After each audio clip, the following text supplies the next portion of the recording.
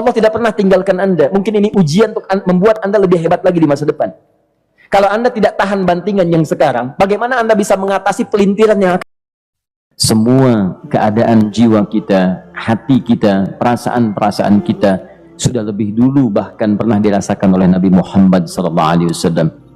Kalau Anda pernah gelisah, Nabi dulu pernah gelisah. Kalau Anda bahagia, Nabi juga pernah bahagia. Kalau Anda merasakan kekhawatiran, Nabi dulu pernah khawatir. Dan miniatur kehidupan kita sudah dicontohkan dalam perjalanan kehidupan Nabi Muhammad SAW agar kita bisa belajar mengatasi problematika kehidupan. Allahu Akbar, kalau beliau tidak diutus oleh Allah, kita tidak tahu bagaimana cara menyelesaikan pemetaan kehidupan kita hingga dengan saat ini. Bahkan satu ketika pernah beliau kemudian dalam masa yang telah panjang berdakwah, qadarullah kemudian ada wahyu yang jeda datangnya tidak seperti biasanya.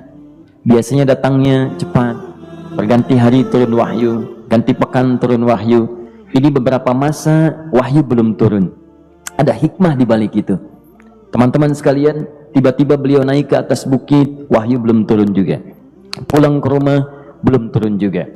Sampai keadaan itu terlihat oleh kalangan kafir Quraisy dan mereka berkata, lihatlah Muhammad sudah gila. Dituduh gila.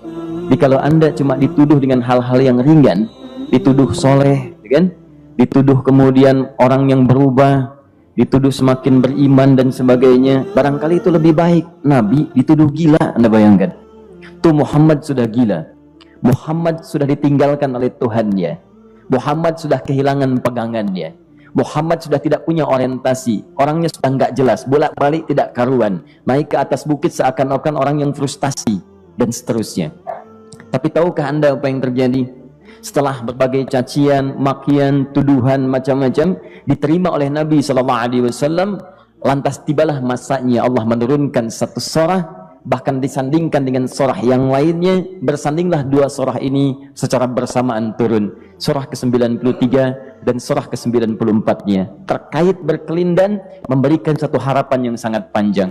Kata Allah, wadduha wal-laili idza saja ma wadda'aka rabbuka wa ma qala walal akhiratu khairul laka minal ula walasawfa yu'tika rabbuka fatarda alam yajidka yatiman fa'awa wa wajadaka dhallan fahada wa wajadaka 'ailan fa'aghna fa ammal yatima fala taqhar wa ammas sa'ila fala tanhar wa amma bi ni'mati rabbika fahaddits. Ya Muhammad, saya bersumpah dengan waktu duha. Kalau kita baca dengan ilmu balaghahnya, itu bukan sekedar sumpah mengilustrasikan waktu duha. Karena di ilmu balaghah itu nanti ada 3 turunan ilmu. Ada disebut ilmu ma'ani, ilmu mencari kata-kata sehingga ungkapannya sesuai untuk disampaikan. Mana kata-kata yang tepat untuk disampaikan dalam konteks yang ingin dibicarakan. Itu ma'ani namanya. Kemudian setelahnya ada ilmu bayan, bagaimana mengemas kosakata yang bagus ini sehingga bisa disampaikan dengan jelas, orang tidak bingung menerimanya, paham maksudnya. Kemudian setelah itu kadang-kadang jelas kalimatnya, tapi kedengarannya tidak indah. Woi, rapatkan, woi, apa belum paham juga? Rapatkan saf. Memang jelas, tapi nggak ngenakin. Maka bagaimana caranya disampaikan dengan jelas, tapi hati kita terasa nyaman, memuji. Terasanya nyaman diserahkan kepada Allah, tapi ada kebahagiaan, disampaikan tidak terasa tergurui, diperintahkan serasanya diberikan jalan untuk mendapatkan kebaikan. Maka yang ketiga disebut dengan ilmu badi' namanya, ilmu menghiasi kalimat yang disampaikan sehingga terasa dengan nikmat. Turunannya nanti ada majaz namanya, mengambil sebuah kalimatnya untuk diposisikan pada kalimat yang nyaman disebut dengan kinayah turunannya. Maka teman-teman, kata Allah, wadduha, diterjemahkan demi waktu duha, bukan sekedar waktu duha, karena duha itu ada cahaya yang indah, dirasakannya enak. Antum keluar waktu duha kan enak tuh, berjemur, kata orang Sunda moyan gitu kan, datang, bahkan sampai dianalisis ada vitamin D-nya bisa terasakan ya. Kemudian setelah itu ada kenikmatan, enak suasananya, seakan-akan dunia milik sendiri, yang lain numpang. Wah, nyaman keluar itu. Baik, jadi wadduha itu ingin bersumpah mengilustrasikan waktu kenyamanan yang pernah dilalui. Kalau dalam bahasa tafsir yang luasnya, saya bersumpah Muhammad, demi segala kenikmatan yang pernah engkau rasakan dalam hidupmu, seperti engkau merasakan cahaya duha itu. Engkau pernah senang, saya bersumpah dengan kesenanganmu. Engkau pernah tenang, saya bersumpah dengan ketenanganmu. Engkau pernah nyaman, saya bersumpah dengan kenyamanan yang pernah engkau rasakan. Wal-laili idza saja. Dan aku pun bersumpah demi gelapnya malam. Demikian terjemahannya. Bukan sekedar gelapnya malam, saja itu sesuatu yang pekat. Ya, ini belakang kelihatan agak gelap nih. Untuk memberikan proyek, kesini aja Pak, saya cuma ngasih contoh ini. Contoh. Saya bukan mengeluh, bukan, ingin memberi contoh. Ya, contoh pada ilustrasi yang mau saya sampaikan. Nggak apa-apa, biarkan saja. Saya mau contoh kasih kata saja, ya. Ini belakang agak gelap untuk memproyeksikan cahaya ke sini. Tapi yang mau saya sampaikan, kalau gelapnya begitu pekat, semua cahaya ini nggak ada. Cahaya nggak ada nih, sama sekali tidak kelihatan. Saya mau tanya pada Anda, beraktivitasnya mudah atau sulit? Mudah nggak menemukan sendal Anda di luar? Belum tentu. Menemukan jalan keluar pun belum tentu mudah. Anda mesti meraba-raba jalan. Anda mesti kemudian melihat sesuatu dengan pandangan mata hati Anda. Raba, dan sebagainya. Sampai menemukan jalan, itu pun belum tentu benar. Itulah yang disebut dengan gelapnya malam saja pekat. Kadang-kadang ada orang yang menghadapi satu kesulitan yang pekat, suasananya siang, cuman karena masalahnya begitu pekat, seakan-akan membuat diri dia gelap. Jalan susah, limbung gitu. Kenapa gelap ya? Padahal terang. Karena masalah menggelimuti dirinya, seakan-akan dia diselimuti masalah yang gelap. Bimbang dia, makan nggak enak, minum nggak nyaman, dan seterusnya. Ya, biasanya makan ayam tenang, ini dikasih yang lebih enak juga rasanya pahit, nggak enak zamannya. Maka kalau kita ilustrasikan dalam suasana tadi Muhammad, saya bersumpah, engkau pernah hidup nyaman, ataupun engkau mengalami masalah yang sangat pekat dalam kehidupan. Engkau alami sesuatu yang dahsyat, sampai engkau bingung, bimbang, pekat, mereka menuduhmu dengan macam-macam. Ma wadda'aka rabbuka wa ma qala. Saya pastikan kepadamu, dalam keadaan nyamanmu seperti dulu, ataupun engkau bimbang seperti sekarang, Tuhanmu tidak akan pernah meninggalkanmu ataupun menuduhmu gila. Orang-orang yang dekat dengan Allah Subhanahu wa ta'ala, maka Allah akan menjaganya, baik dalam keadaan yang tenang dan nyaman, ataupun dalam kesulitan yang luar biasa. Walal akhiratu khairul laka minal ula. Nanti saya akan tunjukkan kepadamu, jika kamu telah tabah dan sabar menerima cacian mereka, menerima tuduhan mereka, nggak apa-apa, ini kan muqaddimah. Masa kamu masih panjang. Kamu masih panjang dalam berdakwah, kehidupan kamu masih panjang membawa tugas dan misi. Kalau kamu belum bersabar pada yang sekarang, bagaimana dengan yang di masa depan? Tapi saya pastikan kepadamu, jangankan yang seperti ini, masalah pekat yang paling hebat pun kamu akan hadapi, yang membuat kamu sedemikian sulit lebih daripada ini, yakinkan pada jiwamu, aku tidak akan pernah meninggalkanmu.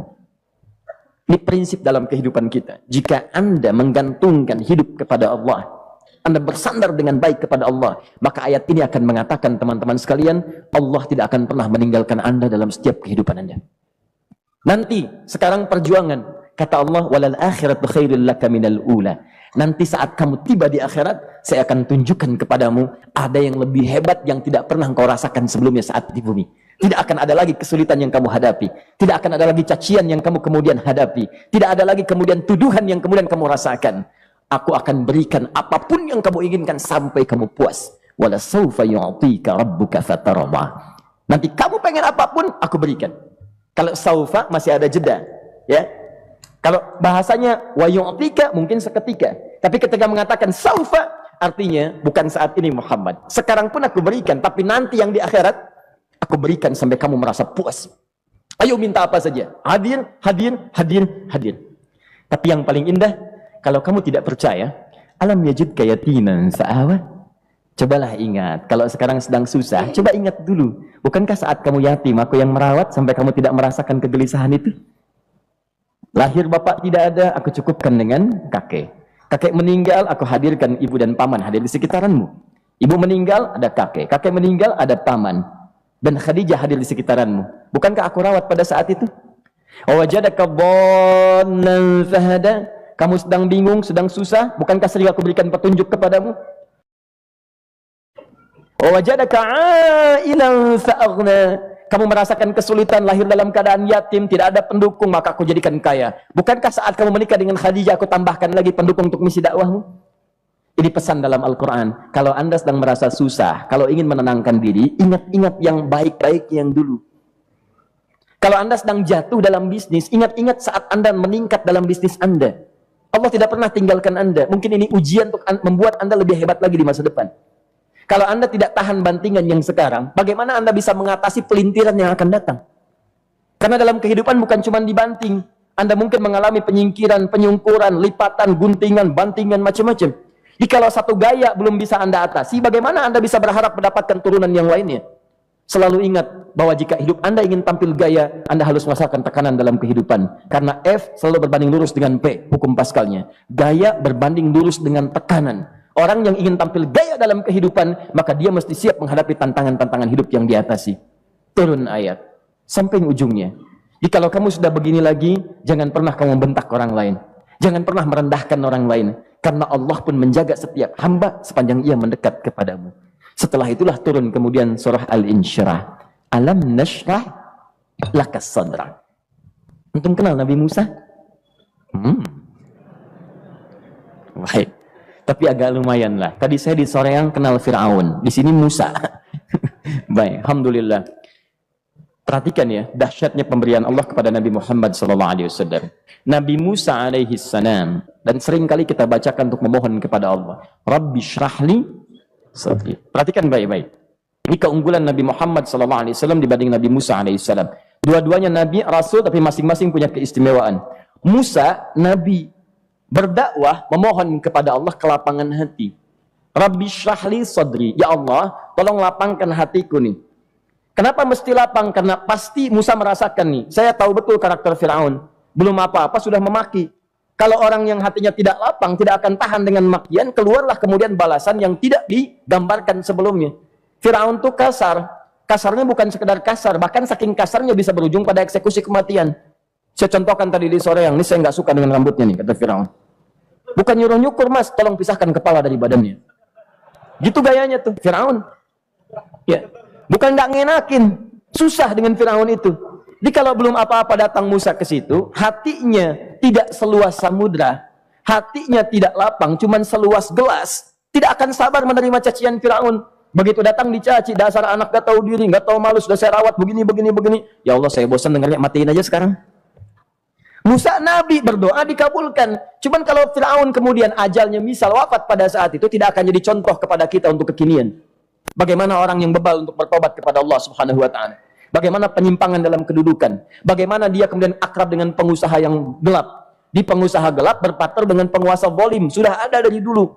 Pengusahanya disebut dengan Qarun. Kemudian mohon maaf, ya, yang pemimpinnya disebut dengan Fir'aun. Tokoh intelektualnya disebut dengan Haman. Makanya cerita ini komplit di Quran. Sudah ada. Di setiap persoalan dalam kehidupan masyarakat disebabkan tiga hal yang berkolaborasi. Kalau bukan penguasa zalim, berpartner dengan pengusaha gelap, ditopang oleh intelektual yang sembrono. Itu persoalan. Jadi kalau ada sekarang intelektual menyalahgunakan kepintarannya, dia terlambat, sudah ada Haman dulu. Dan gak usah bersaing, dia bisa bikin piramida, Anda belum tentu bisa membuatnya. Kalah Anda, masih kalah hebat. Ya, jadi kalau dititipkan sesuatu jangan disimpangkan. Yang ingin saya sampaikan, Musa mengatakan Rabbi syrahli sadri. Nabi berangkat berdoa dikabulkan oleh Allah. Nabi Muhammad belum minta turun ayat. Alam nashrah laka sadrak.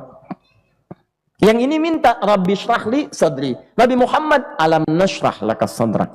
Muhammad mulai dari peristiwa sehingga engkau akan lebih sabar lagi menerima tantangan-tantangan dakwah. Mulai sejak itu jangankan dimaki, dilempar batu di Taif. Dari Mekah pergi ke Taif dengan Zaid kemudian. Sampai di Taif mendapatkan sesuatu yang tidak dibayangkan sebelumnya. Kalau cuma dihentikan saat mengajar, wajar. Ini dilempari batu. Anda bayangkan? Bisa kebayang nggak? Lempari batu tuh. Lempar, dilempar. Zaid jadi tameng, berdarah-darah, kemudian mundur. Mundur, beristirahat di bawah tepian pohon. Begitu beristirahat, datang malaikat penjaga dua gunung. Turun malaikat dengan kesal mengatakan, Ya Rasulullah, mud yadaika ilas sama. Ya Rasulullah, angkat tanganmu ke langit, minta kepada Allah, aku angkat dua bukit di Taif, aku himpit keduanya mereka. Aku himpit penduduk Taif dengan dua bukit itu. Apa jawab Nabi?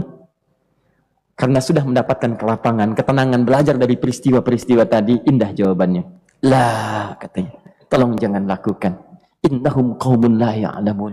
Mereka belum paham saja. Mereka belum mengerti. Tolong jangan lakukan. Aku bermohon kepada Allah. Boleh jadi nanti di masa depan akan ada hamba-hamba terbaik yang lahir dari bumi Taif ini. Kemudian beliau berkata, Rabbi, ila man takilluni. A'ila qaribin yu'limuni am ila ba'idin yu'dhini fa ana radin ma lam taghdab ilayya. Ya Allah, kemana lagi engkau akan utus aku untuk berdakwah setelah peristiwa ini? Apakah tempatnya lebih dekat aku jangkau sekarang, tapi di situ aku akan disakiti lagi? Ataukah jaraknya masih jauh, tapi di tempat itu aku akan dizalimi lagi? Aku ridha ya Allah dengan itu semua, asalkan engkau tidak marah kepadaku. Asalkan engkau tidak marah kepadaku. La haula wala quwata illa billahil aliyil azim. Begitu kelapangan itu muncul, ridha dengan ketetapan dan siap, tabah, kuat, hadir dalam jiwanya. Tiba-tiba